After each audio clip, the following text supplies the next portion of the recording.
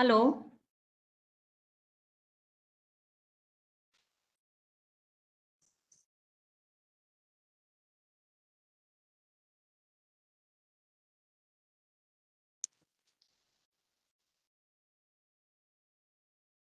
Hari Om and good evening, everybody. I welcome you all to the training session on positive mental health. And I am Miki Singh, Principal of Chinmaya Vidyalaya South Park. I hope this is going to be an interactive session and you all will benefit from this session. So to start with, let me take you to the next slide.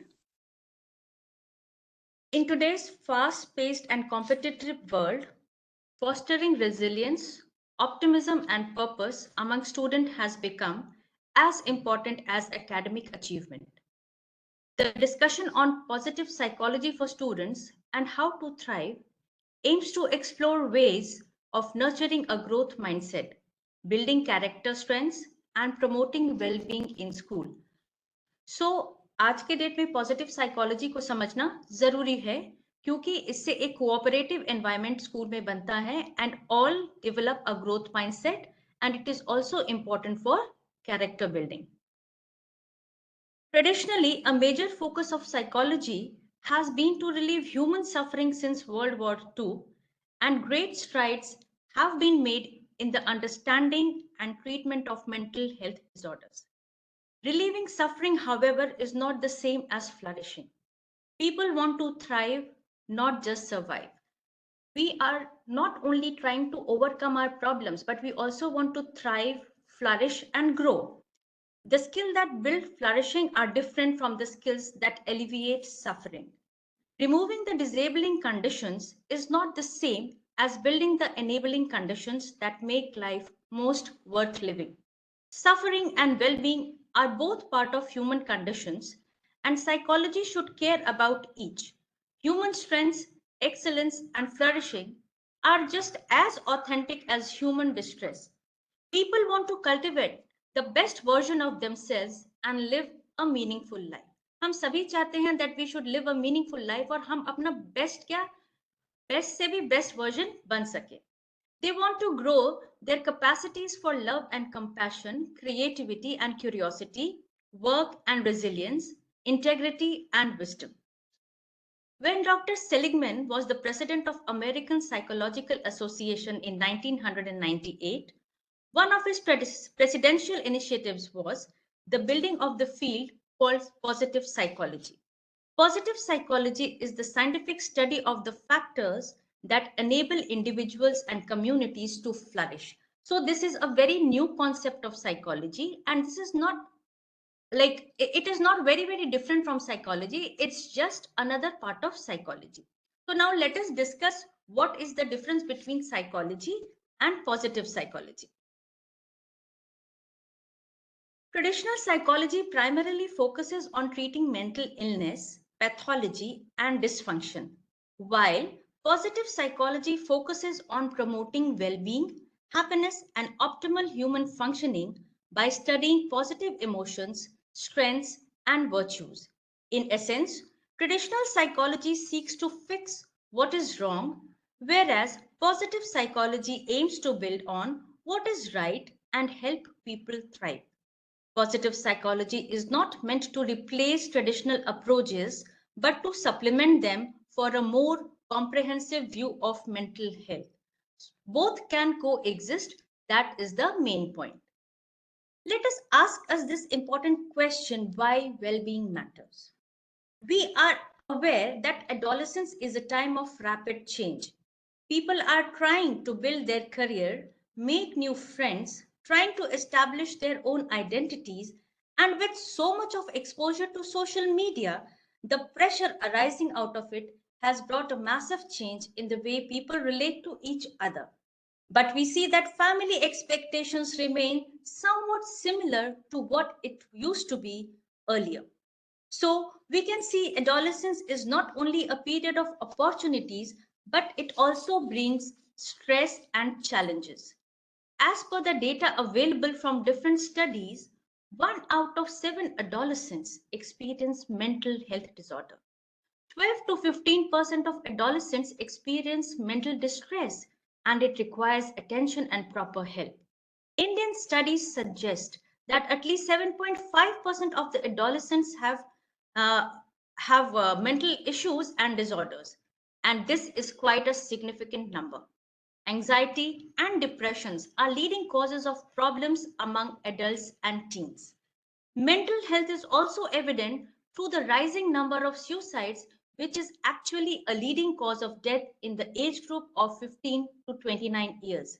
Hence, we have many reasons to focus on the well being of this age group. Benefits of well being. Research demonstrates that well being is not only valuable, but it also feels good, but also because it has beneficial real world consequences. Compared to people with low well being, individuals with higher levels of well being have improved mental health. People with higher levels of well being are generally happier, less stressed, and less prone to mental health disorders like depression and anxiety. They also tend to have better physical health. They are more likely to maintain healthy behaviors like regular exercise, balanced diet, and adequate sleep, thereby boosting their immunity and overall health. They also tend to recover more quickly from illnesses. Well being equips an individual with resilience, that is, the ability to bounce back from all adversities and effectively cope up with life's challenges. They don't take a back seat in the face of challenge. They try to become stronger with each challenging moment that passes through in their lives. Individuals with high well being levels typically have more satisfying and healthy relationships. They are often more compassionate, empathetic, and better at managing interpersonal conflicts. People with high levels of well being are generally more productive and successful in their careers. They often perform better at work, have higher job satisfactions, and contribute positively to workplace environments. Well being is linked to improved cognitive functions, which results in better problem solving skills, creativity, and innovation. Studies have also shown a correlation between high well being levels and longevity. People who have high well being tend to live longer. On a broader scale, promoting well being can lead to healthier, more resilient, and cohesive societies. The science of well being has important implications for institutional applications also. As schools, we can educate students for flourishing as well as for workplace success. The skill of well being can be taught. Parents can cultivate their child's strength, grit, and resilience. Workplaces can improve performances as well as raise employee well being. Communities can encourage public service and civic engagement. In common parlance, it is believed that mental health is just the absence of mental illness, but that is not the case. Mental health means much more. It is not only including absence of mental illness, but also the presence of well-being. To make it clearer, let us discuss the SLATE model of well-being, often referred to as the complete state model of mental health, which is a two-dimensional framework that posits mental health is more than just the absence of mental illness. The diagram which is there in front of you, it typically presents a matrix that illustrates four possible states of mental health based on the intersection of two distinct continua. And those two distinct continua are level of mental illness and level of well-being. The model uses two independent axes that cross to create four quadrants. You can very well see that there are four quadrants. One is that of flourishing, the second is of struggling, third is languishing, and the fourth one is floundering. So, the mental illness continuum represents the presence and severity of mental illness symptom from high illness to low illness, and the well-being continuum that represents positive aspects of mental functioning, including pleasure, positive emotion, etc., and eudaimonic, that is the meaning, purpose, self-actualization components. This ranges from low well-being functioning to high well-being functioning. We will now take up each quadrant one by one. The best quadrant is the flourishing quadrant. Here, the individuals have low levels of mental illness symptoms and high levels of well-being. They experience positive emotions, engagement, relationships, meaning, and accomplishments, and are actively functioning well in their lives. The second is the languishing, that is incomplete mental health with symptoms. This state is characterized by high levels of mental illness symptoms and low levels of well-being. These individuals are clearly experiencing significant distress and functional impairment. Symptomatic but functioning. This group not only has high levels of mental illness symptoms but also high levels of well-being functioning. They might be managing a chronic condition but still experience a good quality of life and sense of purpose. And this group in particular is an important focus of the model. As traditional approaches focused solely on symptom reduction, they might have overlooked their capacity for recovery and a good life. Languishing. Individuals here have low levels of mental illness symptoms and low levels of well-being too. While not experiencing a diagnostic disorder, they lack vitality, meaning, and positive emotions. They may feel empty or stagnant. The key message of the SLADE model is that reducing mental illness and promoting well-being are two distinct yet complementary goals. Effective mental health care should focus not just on symptom reduction, but also actively on enhancing the well-being and positive functioning, thereby promoting true flourishing. A lot of studies support that people who are flourishing have strong academic performance, better relationship and social skills, greater resilience, and life satisfaction. So flourishing is where all of us should aspire to be. As mentioned earlier, that the term positive psychology is a very recent one, and it was only in 2000 when this term was used. In a landmark article by psychologists Seligman and Csikszentmihalyi, where they advocated a change from illness-oriented psychology to wellness-oriented psychology. They felt that we should not only be treating the problems, but we should also be trying to understanding the strengths. We should be trying to build resilience, hope, optimism, and meaning. We should also try to enhance well-being, flourishing, and life satisfaction. So both of them advocated of a situation where instead of just focusing on treating illness, we should be trying to build wellness. A psychology focused on strengths, on protective factors, growth, and thriving oriented mindset. So the idea was to flourish rather than just to cope with the problems. Flourishing is focused on five things. The first component is emotional well-being or experiencing positive emotions, and second one is feeling connected to others. The third is functioning well. Functioning well actually means functioning well in areas that you want to excel. So it could be areas like academics, area of your interest and hobbies about which you are very passionate. It can also be about doing social work, which gives you a sense of reaching out to others. Flourishing also involves personal growth and living in accordance with one's own values, that is, achieving things with integrity. To achieve with integrity means that there should be oneness in beliefs, word, and action. Integrity will always lead to flourishing. If one achieves something by the way of cheating, then he or she will not be probably happy with himself or herself, as there is a contradiction between his or her value systems, belief systems, and the action. So, flourishing is all about living with values. One of the most important models of flourishing or positive mental health is the PERMA model.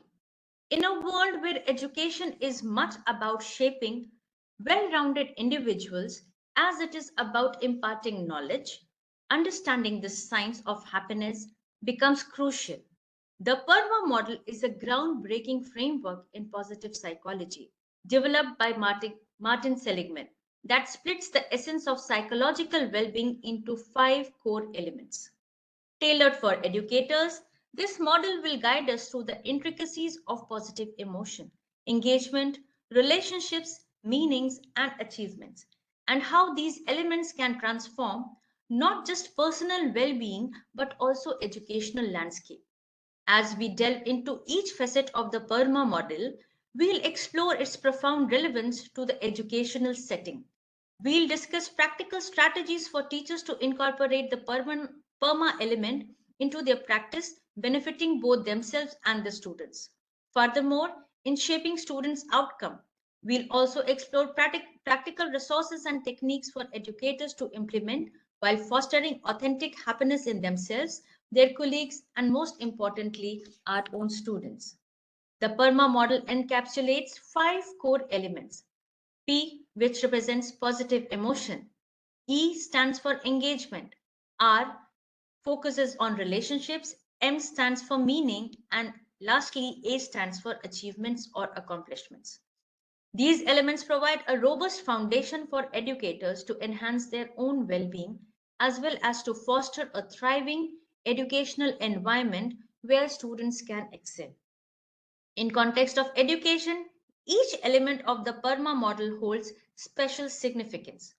Positive emotion connects to the joy and satisfaction derived from teaching. Engagement relates to the immersive experience of educators in their craft. Relationships emphasize the crucial bonds formed with students and colleagues. Meaning reflects the profound purpose found in educating future generations. Achievement represents the goals educators set and accomplish in their professional journeys. Educators who prioritize these elements in their teaching and personal growth can create a powerful impact on student outcomes, school climate, and individual well being. These elements serve as a framework to understand and measure psychological health and are particularly relevant for educators who aim to nurture a thriving educational achievement. Positive emotion, as defined by the PERMA theory, is a multifaceted aspect of human flourishing that extends much further than mere happiness. It includes different emotional states such as optimism, hope, interest, joy, love, compassion, pride, amusement, and gratitude. Importantly, these emotions serve as key indicators of well being and individual flourishing. Grounded in research by Fredrickson, these positive emotions can deliberately be cultivated or learned to enhance one's overall well being. In the classroom, educators can foster these emotions by incorporating activities that celebrate students' achievements and encourage a positive outlook. Positive emotions have been proven to enrich one's habitual thinking and acting when they are consciously explored, savored, and integrated into daily life as well as visions of future life. Not only do these emotions negate the harmful impacts of negative emotions, but they also foster resilience, as highlighted in the work of some psychologists. Embracing positive emotions leads to the development of various resources within an individual, spanning from physical and intellectual to psychological and social ones, which all contribute to resilience and holistic well being. Activities that can help to foster emotions include spending quality time with your loved ones, pursuing hobbies and creative interests, listening to uplifting music, engaging in mindfulness, and reflecting on life's blessings and achievements. The utilization of positive emotion as a route to well being is largely hedonic. This involves enhancing positive emotions about past experiences through cultivating gratitude and forgiveness, intensifying pleasure in the present via savoring physical experiences and mindfulness, and constructing positive emotions about the future through nurturing hope and optimism. However, it is crucial to note that there is an inherent limitation in this route based to extent to which an individual can experience positive emotions. Research have shown that experience of positive emotion is but partially heritable and each individual has his or her own range within their emotions tend to fluctuate. Hence, people's capacity to experience positive emotion differs based on their disposition. While traditional conception of happiness emphasize positive emotions, knowing that there are other paths to well-being provides a broader understanding of how human flourishing can be achieved. To explain the concept of positive emotion and how it helps, we will also talk about the broaden and build theory through our next slide. Let us now try to understand the concept of positive emotion through this theory. Barbara Fredrickson proposed this theory in 2010. It proposes that positive emotions temporarily broaden one's mindset, expanding one's awareness and encouraging creative thoughts and actions, which in turn builds enduring personal resources like intellectual, social connection, and other skills. This contrasts with negative emotion, which tends to narrow focus on immediate threats. Over time, the resources built from positive emotions help us to cope with future negative events, creating an upward spiral of growth and well being. Positive emotions like joy, interest, contentment, and love broaden our momentary thought actions repertoires.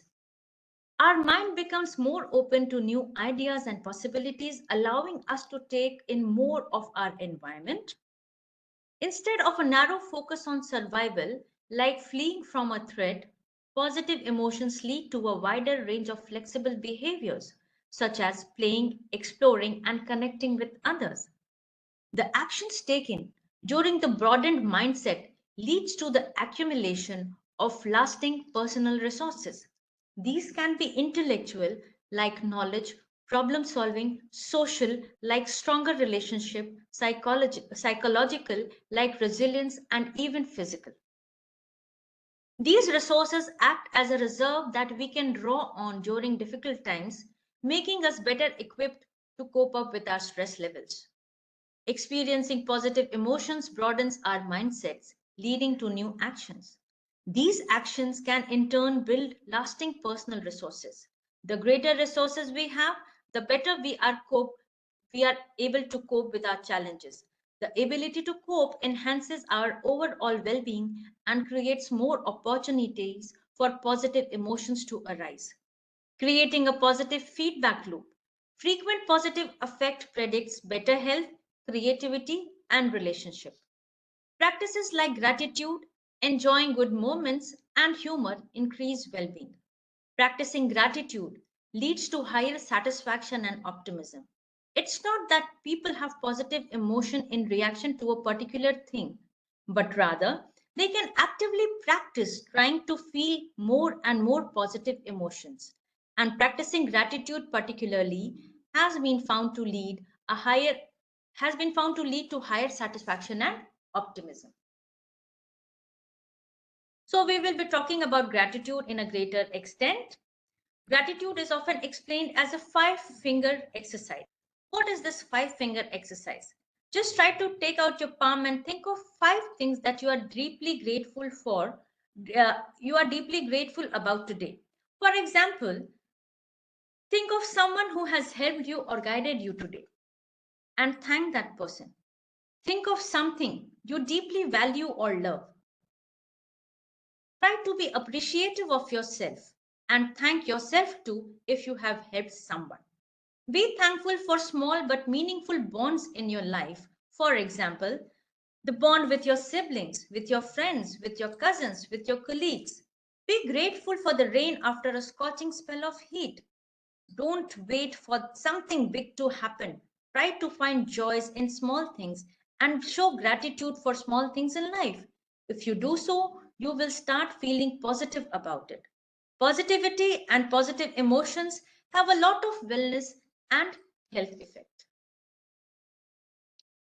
Engagement, the second pillar of the PERMA model, is not simply about being occupied with an activity, but rather becoming fully immersed and deeply involved in it. This component emphasizes the psychological state of being completely absorbed, losing oneself in the moment. This is characterized as being concentrated and deeply engrossed in one's task, fostering a sense of investment and involvement that drives productivity and promotes well being.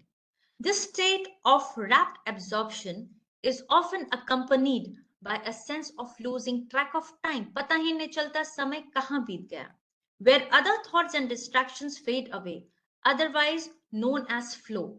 Flow plays an exceptionally significant role in this concept of engagement. The concept flow refers to those moments when you are so engrossed in a task that the rest of the world seems to vanish. For example, a professional soccer player may find himself in a state of flow during a soccer match, tuning out the rest of the world and time passing by unnoticed as the soccer enthusiast is completely engrossed in the game. Within an educational context, this idea remains pivotal. Teachers can work towards fostering engagement by devising lessons and activities that spark their students' interests, provokes their curiosity, and provide the right balance between challenges and capabilities. Tailoring teaching strategies according to students' individual strengths, learning styles, and abilities can exponentially drive engagement, making learning an active dynamic process rather than a passive one.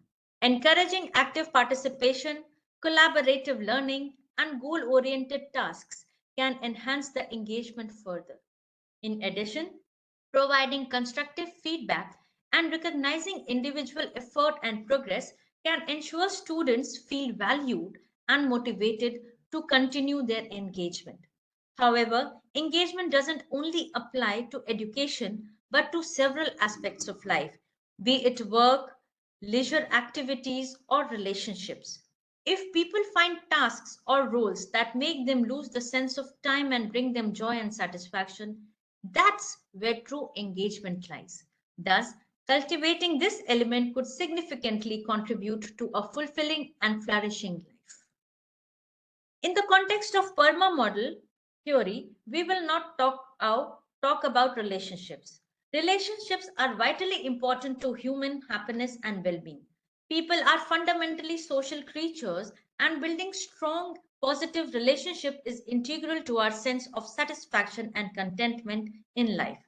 Research suggests that the quality of our relationships significantly influences our mental health, emotional state, and overall quality of life.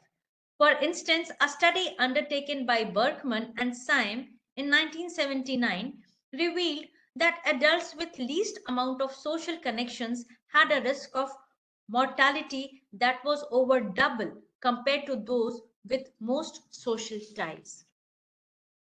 In a school setting, relationships take on an additional level of importance. A supportive and connected educational environment can have a profound impact on the success and welfare of students, faculty, and other staff. By fostering strong relationships, we can create an atmosphere where individuals don't just feel valued, but they also flourish. Strong relationships between educators and students enhance the academic experience by fostering trust, respect, and a sense of inclusivity. Educators who take time to understand and connect with their students on a personal level naturally stimulate a more engaging and productive learning environment. Students are more likely to feel motivated and excited about their studies when they feel seen, heard, and recognized by their educators. They feel important. Furthermore, relationships among colleagues are equally crucial. Teachers, staff, and administration who feel connected to each other create a productive and harmonious work environment. These connections contribute to team cohesion, promote shared vision, and facilitate effective problem solving. A strong network among colleagues nurtures mutual support, professional development, and boosts morale.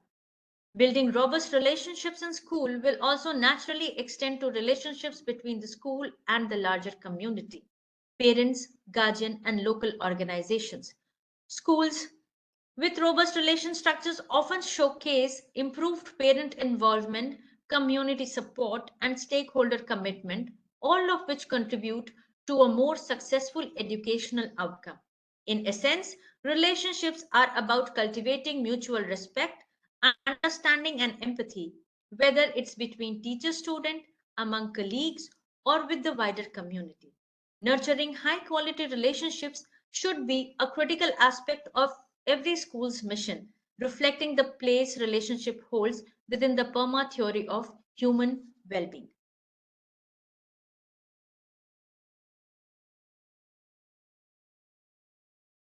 Achievement element of the PERMA theory signifies the importance of having clear life goals as well as motivation and determination to strive earnestly to attain those goals.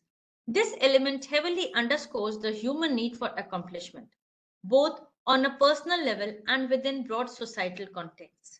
Fundamentally, the achievement dimension of the PERMA model isn't just about occurrence of accomplishment, it's about the painstaking journey that leads to the fulfillment of goals. It embodies the relish of undertaking challenges, the persistence to keep moving forward despite setbacks, the resilience to recover from failures, and the exhilaration of realizing personal or shared ambitions. It involves hard work, discipline, determination, perseverance, and often requires stepping out of your comfort zones. In an educational setting, educators can foster a sense of achievement in their students by setting clear, achievable, and yet challenging objectives. By creating a learning environment where success is attainable but requires dedicated effort, teachers can encourage their students to strive for their individual potential, driving the students' intrinsic motivation for challenge and self improvement. Moreover, the recognition and celebration of effort, progress, and success are vital in not only validating the hard work invested but also in enhancing the students' self efficacy, providing them with the confidence to undertake bigger challenges. A culture of recognition of achievement can inspire grit and resilience in learners, thereby empowering them to reach their full potential. Equally important is fostering a sense of achievement in educators themselves. By being proactive in setting and reaching their own professional development objectives, they can serve as positive role models to their learners, demonstrating the joy and satisfaction earned through dedication to personal achievements. Ultimately, the attainment of achievements foster satisfaction, strengthen self confidence, and instill a sense of worth and authenticity. It encompasses the entire holistic journey of setting goals, pursuing them ardently, overcoming adversity, and experiencing triumph. It is about recognizing and appreciating the sum of one's efforts and victories, both big and small, and continually seeking growth and self improvement. Another interesting concept which is crucial to accomplishment and achievement is the growth mindset. Before we understand what is growth mindset, let us see what is mindset. A mindset is a set of beliefs, attitudes, and assumptions that shape how you perceive and respond to the world around you. It influences your thoughts, feelings, behaviors, and how you approach challenges, success, and failures. Mindsets are of two types, fixed and growth. A fixed mindset believes abilities, intelligence, and talents are static and cannot be changed, while a growth mindset believes that these qualities can be developed through dedication, effort, and hard work. The growth mindset basically boils down to thinking that intelligence and talents are not fixed.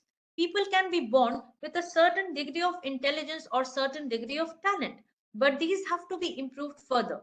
Just like a person could be born with a certain amount of muscle. One person may be relatively better built and other may be less well built. But people who exercise daily will tend to benefit even if they are lesser well built initially. They may become better as compared to the other one who might have had an advantage earlier. In a similar way, people can be born with a certain degree of intelligence or certain degree of talent, but these have to be improved further. A lot of things at which one is not exceptionally good can be improved and mastered by practice and growth mindset. People with fixed mindset believe intelligence is static, whereas growth mindset believes intelligence can grow. Fixed mindset avoids challenges, growth mindset embraces challenges as opportunities. Fixed mindset gives up easily when obstacles arise. Growth mindset persists in the face of challenges. Fixed mindset sees efforts as useless if talent is lacking, whereas a growth mindset sees effort as a pathway to mastery. Fixed mindsets rejects feedback. Growth mindsets learn and improves from the feedback. Fixed mindsets feels threatened by someone else's success, but growth mindsets finds inspiration in someone's success. For example, person with a growth mindset can score low in a test, but he will try to look for reasons of his or her poor performance and try to overcome the obstacle to get back to the situation with improved strategies and do better the next time. So they see effort as a pathway to mastery rather than talent alone. They are oriented towards making adjustments, change, adapting to situation, and they sometimes find inspiration in others' success. A student may think that he is not good at maths, so there is no point in trying. This is something often seen in most of the students. On the other hand, another person may feel that he could get better at maths if he practices and uses new strategies. So that is the growth mindset. 99% of the people can improve by making efforts. Let us see a short video. Ever bombed a math test and thought, well, I guess I'm just bad at math? That's a fixed mindset talking. Now imagine saying, okay, that sucked, but I'll figure it out. Boom. Growth mindset. It's like the difference between saying, I can't dance versus I can't dance yet, but TikTok might change that. One sees a wall, the other sees a ladder. Your brain's not a statue, it's Play-Doh. Messy? Yes. Moldable? Absolutely. So next time you fail, don't freak. Just think, plot twist. Ever bombed a... Now we are going to discuss the WOOP goal setting model, which is also important for accomplishment and achievement. The WOOP model is a goal setting strategy which was developed by a psychologist, Gabriel Oettingen, and it stands for wish, outcome, obstacle, and plan. It involves identifying a specific goal, which is wish, envisioning the best possible result, which is the outcome, identifying potential challenges, which are the obstacles, and creating an if then plan to overcome them. That is the plan. This method combines mental contrasting with if then planning to help people stay motivated and overcome obstacles more effectively. So, a wish could be a simple one that you should identify a meaningful academic or personal goal. For example, I want to improve my grade in science in the next test. So, the goal is very simple. For that matter, I will try to think of best possible result. For example, scoring 90% in my science test, and that will make me feel proud and confident. The obstacle could be my habit of procrastinating and leaving studies to the last moment. Another obstacle could be my mobile phone or television, which distract me every now and then with every notification. I could also feel anxious and avoid difficult uh, mm, numericals in science. A person feels like procrastinating, then he will, a person may feel like procrastinating and he may feel one or more of such kinds of problems. If he feels like procrastinating, then he can always set a 25-minute reminder or rather a 15-minute reminder and start with an easy problem. The timer will give an idea that one should not waste more than that particular time and start soon with an easy problem, as solving difficult problems will give him anxiety whereas solving simple ones initially will give him a sense of satisfaction and encourage him to do more numericals. If he feels distracted, he will keep his phone in another room. So these are the plans that the person has made for himself, and since it is not since it is he who has made it, he will take the onus for it, and when they take the onus for it, they are likely to follow through their plans as they are not being imposed on them by someone else. Meaning is an essential element in PERMA model theory, which goes well beyond just a sense of purpose or feeling of significance in one's work. It is much more. It signifies the thoughtful understanding of one's narrative, affirming of life's worth, and one's pursuits in life that provide a greater sense of coherence, purpose, and significance. Meaning, as detailed in this theory, is indeed about individual contribution, but it is also encompassing the broader comprehension of our place and role in the universe. It is about realizing and appreciating how we are part of something larger and how we contribute to the broader fabric of life. This element speaks to our profound desire as human beings to understand our significance in the larger scheme of things and contributes considerably to our overall sense of well being. This search for meaning is a timeless endeavor and varies across individuals, cultures, and societies. However, it primarily stems from three sources. Firstly, the purpose derived from serving others or contributing to the broader society. Secondly, the understanding and affirmation of one's self worth and value. Thirdly, the continuity and coherence found by becoming part of something that extends beyond our individual existence. For instance, we as educators may find our sense of meaning not only in direct work of inspiring and educating the next generation, but also in the indirect impacts that we have on the students. We contribute to creating a society with knowledgeable and responsible citizens, thus impacting the future at large. In the quest for meaning, transparency and authenticity hold great value. It is not merely about subscribing to any grand narrative or purpose, but about genuinely understanding and identifying with that purpose. This personal resonance and commitment are what make the pursuit of meaning so rewarding and fulfilling, ultimately contributing to human flourishing. In sum, meaning is a multifaceted, deep, profound element in the Burma theory. It involves an authentic and personalized understanding of one's purpose and significance in the broader context of life, thereby instilling a sense of fulfillment, joy, and well being. In order to reach the state of flourishing via PERMA model, it is essential to have a healthy foundation, which means cultivating healthy habits which build resilience, emotional balance, and cognitive performance. In order to perform well, a person requires 8 hours of sleep at night, and a sound sleep is essential for the proper functioning of the body and mind. The duration of sleep may vary from individual to individual. Some may require just about 5 hours of sleep, and another may require 9 hours. But a certain amount of sleep is essentially required for to be able to be functioning properly and in a healthy manner. Exercise is also important for the overall health of a person.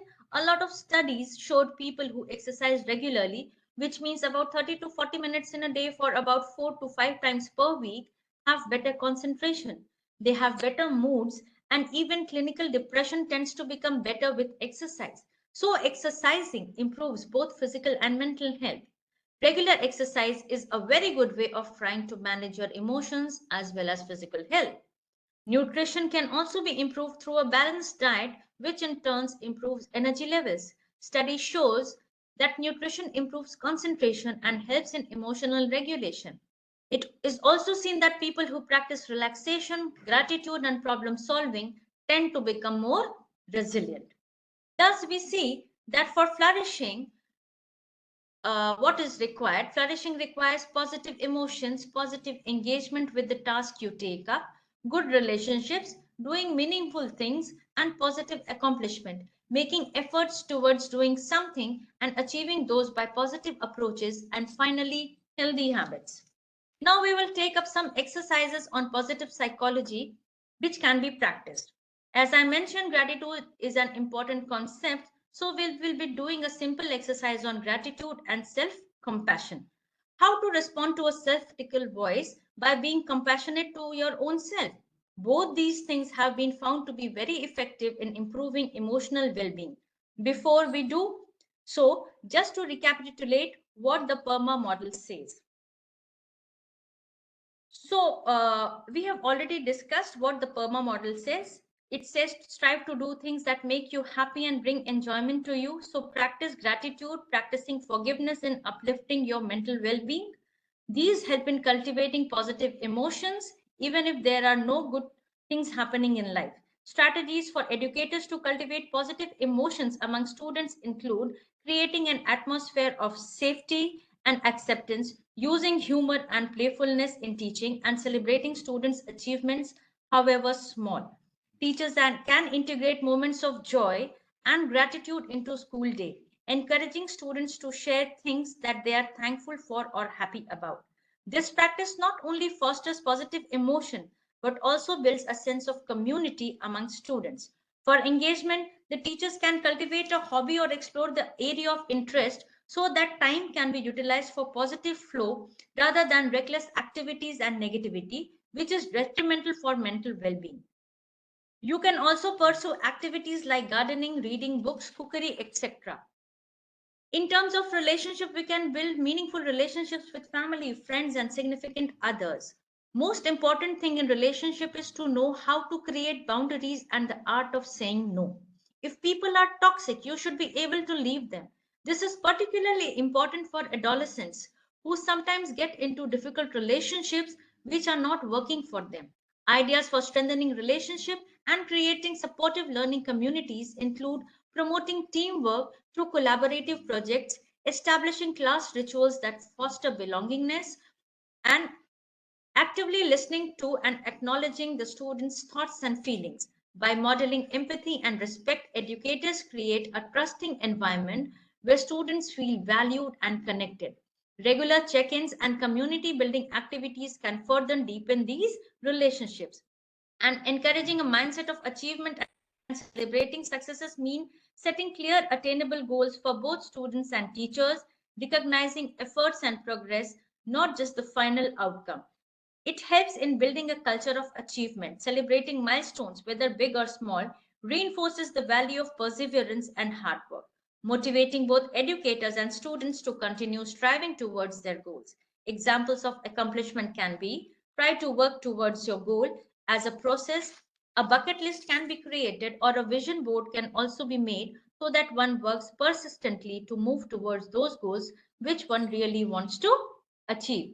The incorporation of PERMA model into school environment has shown promising results in shaping a positive school climate and enhancing students' outcome.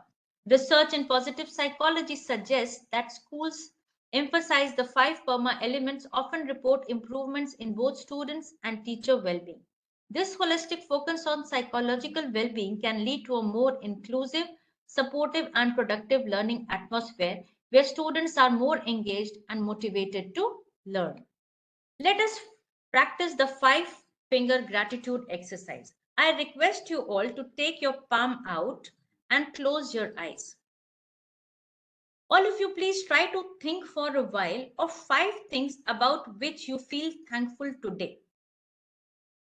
Initially, you may not get the response, but try it out and see how it makes you feel. So I will give you 2 minutes to think and feel what you feel about what has happened positive in your life, and are you thankful to somebody or not today. You may appreciate your family, friends, appreciate for having a healthy body, appreciate the walk with your best friend, etc. As a teacher, you may appreciate your classroom result. If you are ready with those five things, you may type your answers in the chat box. If you could write something in the chat box, about being thankful, being showing your gratitude towards people? There are many wonderful things and people in our lives which make it worth living and add beauty to it. So find time to take a pause and reflect on your day and appreciate the beautiful moments which added colors to your day, and then remember the people who made it happen and say thanks to them. The attitude of gratitude will give you peace and inner positivity. Mostly, we feel the positivity is not only a response to external factor, but this simple exercise makes us believe that key to positivity lies within us also. Let us appreciate, feel gratitude, and find beauty in our surroundings, and be full of positivity. We need not depend on others. We can certainly do it for ourselves on our own. There are people who do morning gratitude exercise, which they do before starting their day. They make a list of things that they are grateful for. As soon as they get up, they talk to themselves, make some positive affirmations, followed by expressions of gratitude. Similarly, you can also start your morning with these kinds of things. Then you will start it with a very positive mindset. Some people even have the habit of reflecting upon the whole day and ponder over the best moments that they have had during the day and share it in the gratitude journal. Might have helped a friend to complete his or her task. Someone might have been appreciated for his effort. Someone's efforts may have borne fruit. So pick up that moment of the day and be grateful. Gratitude can be practiced in many ways. You can practice gratitude by keeping a gratitude journal, writing a thank you note, or verbally expressing appreciation to others. Other methods include mindful walks, creating a gratitude jar, or a daily ritual before bed to reflect on the positive moments of your day. Keep a gratitude journal. Write down a few things you are grateful for each day. Set aside a few minutes each morning or night to reflect on the positive moments or things you appreciate. Make it a habit to say thank you to people for everyday gestures and more significant contributions. Write a letter to someone you feel thankful towards. You don't have to send it. Go for a gratitude walk. Take a walk consciously. Notice the beautiful or positive things around you, like nature or a sunny day. Pay attention to positive experiences as they happen and relive them later by thinking or talking about them. Sit quietly and focus on things you are thankful for to strengthen the feelings of contentment. Place post-it notes or images in your home to remind you to focus on gratitude throughout the day. Write down a positive experience on things that you are thankful for on a small slip of paper and put them in the jar. Use a playlist of songs that you put in grateful mindset. Try to find a positive aspect or lesson in negative situations. Use social media platforms to share your gratitude with others. The second activity that can be practiced by us as well as the students, which would be of great use to us, is the activity of self compassion. I request you all to read the questions on the slide and close your eyes and then reflect on these questions.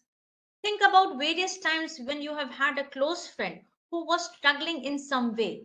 For example, had a misfortune or felt inadequate and you were in a position to help him or her. How did you typically respond to your friend's situation? What did you say? What tone did you use? What were your postures and non-verbal gestures? Write down what you discovered. You may not express it here. You may write down what you have discovered. How do you usually respond in such situation? We see that we tend to be kind to our friends. We try to give them a hug. We respond positively to them, ask them to express their emotions. We are compassionate towards them and their problems. Now, if we shift the focus from our friends to ourselves, and in the same situation, if we keep ourselves, which will be the second part of the activity. Close your eyes again and reflect on the next question. Think about the various times you were struggling in some way, when you had a misfortune, failed, or you felt inadequate. How did you typically respond to yourself in these situations? What did you say to yourself?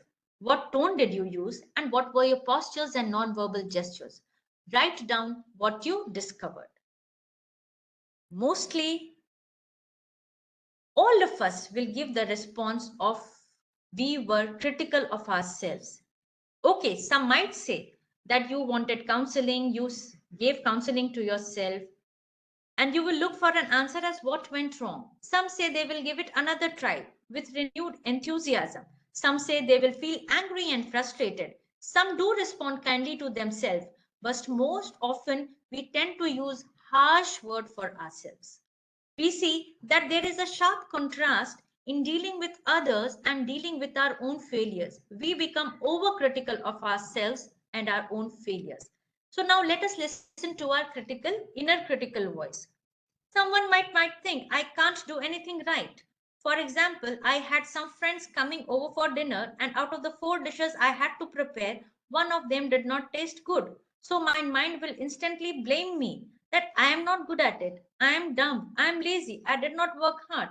I always make mistakes instead of appreciating my own self for preparing three other yummy dishes. These are a few examples of a self-critical person, which may vary according to the situation where his performance was not at par with his expectations. You can see in the clouds, these are the typical responses of the people when we are very, very critical of ourselves, and the degree will depend. The degree of our criticism will depend on this or our responses when it was not matching with our expectations. So, what we see is that we are much more critical about ourselves than we are of our friends. One way of dealing with ourselves in a soft manner is the approach of self compassion. Self compassion involves treating yourself the way you would treat a friend who is having a hard time. Self compassion is practiced through three kinds of approaches. First is self kindness, second is mindfulness, followed by common humanity. Enhance self compassion by practicing mindfulness, treating yourself with kindness, and recognizing your common humanity. You can use mindfulness, meditation, journal about your feelings, or check in with yourself throughout the day to ask what you need instead of harsh self criticism. Speak to yourself with the same gentleness you would offer a friend. Practice mindfulness. Meditate. Use mindfulness meditation to become more aware of your thoughts and feelings without judgment. Guided meditation are available. Check in with yourself throughout the day. Ask yourself, what do I need right now? This helps you to identify your needs and address them. Whether it's a short break or a nap, breathe deeply. When you are in a difficult moment, take a few deep breaths to calm your mind. Be kind to yourself. Self kindness can be expressed through statements I can't expect to get it right every time. I meant good even if it did not come out in the best possible way. Practice, use positive self talk, gentle self talk like I am learning and growing. It's okay to make mistakes. Such affirmations can be, not such affirmations, but such attitude can be very, very helpful. Practice gratitude. Listing things you are grateful for can send a message of self worth. Another key component of self compassion is common humanity, which recognizes suffering and imperfection as universal human experiences rather than isolating personal failings. Instead of feeling alone in struggles, common humanity fosters a sense of connection by reminding us that everyone experiences pain, failure, and inadequacy. This understanding helps one feel less isolated and more connected to others, leading to greater emotional well being. Remember, everyone struggles. Understand that setbacks and imperfections are universal part of human. This helps you to feel less alone in your struggles. Avoid perfectionism. Realize the goal is growth and improvement, not perfection. Accepting your flaws can be more motivating than striving for an impossible standard. Common humanity works in self compassion. It involves seeing difficulties and failures as a part of shared human experience, not as signs that something is wrong with you. It combats isolation by understanding that everyone suffers to some degree. You can counter the feeling that you are the only one getting through a tough time. It creates a sense of community. It allows for gentleness. Recognizing that struggles are a part of human helps you to be more gentle with yourself. And then, how to practice common humanity. Try to talk to others, share your struggles with trusted friends or support groups who may have felt similarly. Join groups, participate in activities that connect you with other people to find common ground. Be present and aware of your feelings without judgment, recognizing them as shared human experiences. When you make a mistake or feel inadequate, internally remind yourself that this is normal part of being a human and this is not a personal failure. The third approach is of mindfulness. When you feel bad about something, don't judge your feelings. Feelings come and feelings go, just like waves come and go. You just let them be.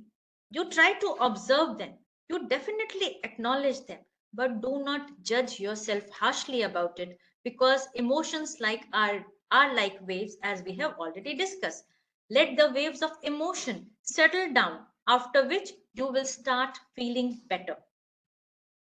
The damage tips to enhance self compassion.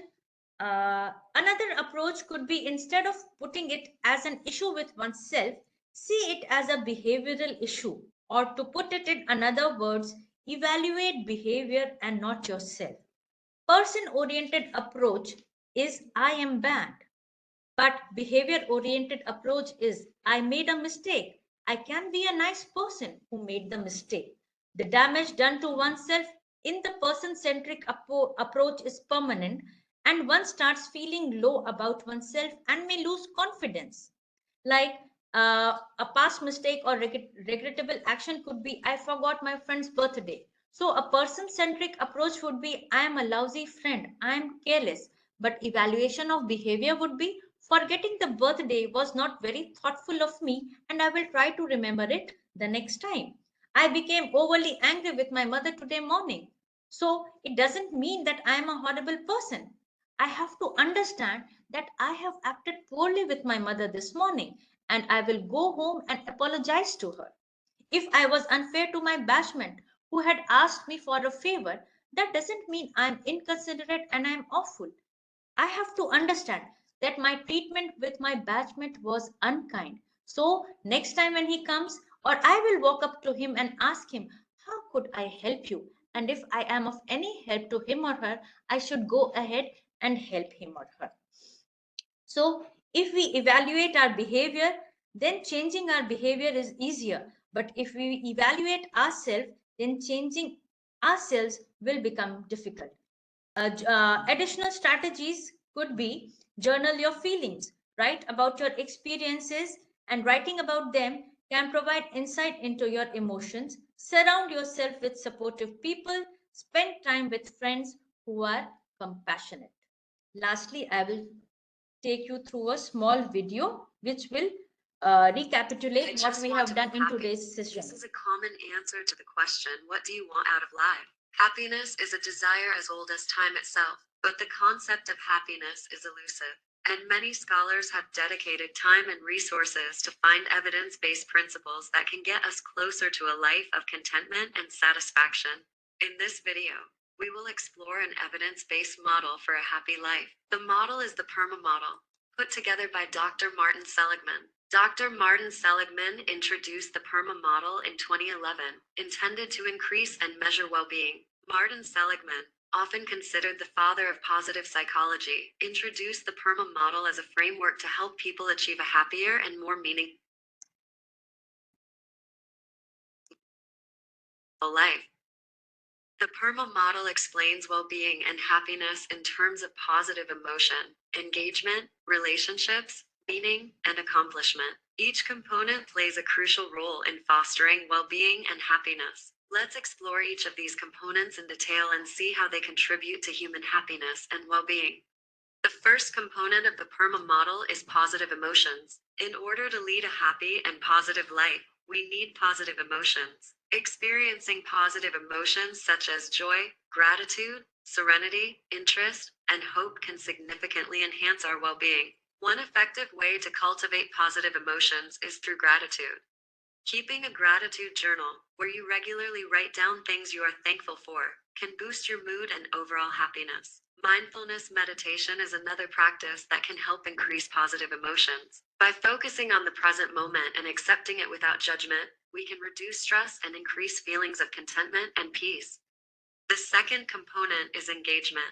This refers to being fully absorbed in activities that we enjoy and excel at, often referred to as being in a state of flow. Flow, a concept introduced by psychologist Mihaly Csikszentmihalyi, is when we are completely immersed in an activity, losing track of time and self-consciousness. To experience more flow in your life, identify activities that challenge your skills and provide a sense of accomplishment. It could be playing a musical instrument, engaging in a sport, or working on a creative project. Engagement in activities that align with your strengths and interests not only boosts happiness, but also contributes to personal growth and satisfaction. The third component of the PERMA model is relationships. Positive relationships are crucial for our well-being and happiness. Have you ever had a meaningful conversation that left you feeling rejuvenated and happy? That's how important relationships are in our well-being. Having strong, supportive connections with family, friends, and community can provide a sense of belonging and emotional support. Building and maintaining positive relationships involves spending quality time with loved ones, actively listening, and showing empathy and appreciation. Simple acts of kindness and expressions of gratitude can strengthen these bonds. Make an effort to engage in community activities and social events. This can help foster a sense of connection and improve our overall well-being. Remember, humans are inherently social beings, and nurturing our relationships is key to a happy life. The fourth component of the PERMA model is meaning. Having a sense of purpose and feeling that our lives are meaningful is essential for our happiness. Meaning can be derived from various sources, such as work, relationships, personal goals, and spirituality. Volunteering and helping others are powerful ways to find meaning. Contributing to a cause larger than ourselves provides a sense of purpose and fulfillment. Pursue passions and personal goals that align with your values. This can provide a deep sense of meaning. Whether it's writing, teaching, or any other pursuit, engaging in activities that resonate with your core beliefs enhances your sense of purpose. The fifth and final component of the PERMA model is accomplishments. Setting and achieving goals gives us a sense of accomplishment and boosts our self-esteem and confidence. To enhance your sense of accomplishment, set clear, achievable goals and create a plan to reach them. Celebrate your successes, no matter how small, and use them as motivation to pursue further achievements. Recognition and acknowledgement from others can also reinforce our sense of accomplishment. Whether it's in the workplace, at home, or in social settings, appreciating and celebrating achievements is vital for maintaining motivation and happiness. How can we help integrate the principles of PERMA into our daily life to enhance our happiness and well-being? Make an effort to start your day with positive affirmations and mindfulness practices to set a positive tone. Take a few moments to reflect on what you are grateful for and visualize your goals. Incorporate activities that bring you joy and allow you to experience flow. Make time for hobbies, interests, and pursuits that challenge and engage you. Nurture your relationships by spending quality time with loved ones. Engage in meaningful conversations, show appreciation, and participate in community activities. Find meaning by contributing to something larger than yourself. Volunteer, support a cause you believe in, and pursue personal goals that align with your values. Set clear, achievable goals and celebrate your accomplishments. Acknowledge your progress and use it as motivation to continue striving for success. The science of happiness, as explained through the PERMA model, offers a comprehensive framework for enhancing well-being and living a fulfilling life. By focusing on positive emotions, engagement, relationships, meaning, and accomplishments, we can cultivate a happier and more meaningful existence. Remember, happiness is a journey, and integrating these principles into your daily life can make a significant difference. Start small, stay consistent, and watch your well-being flourish. Thank you for watching. If you enjoyed this video, I just want to be So with this, we come to the end of the session, and I would like to say thank you to each one of you who were present for the session. And I hope you start flourishing from today onwards and take and benefit from the session on positive psychology that we've had today. Thank you so much. Thank you, ma'am. Thank you, sir.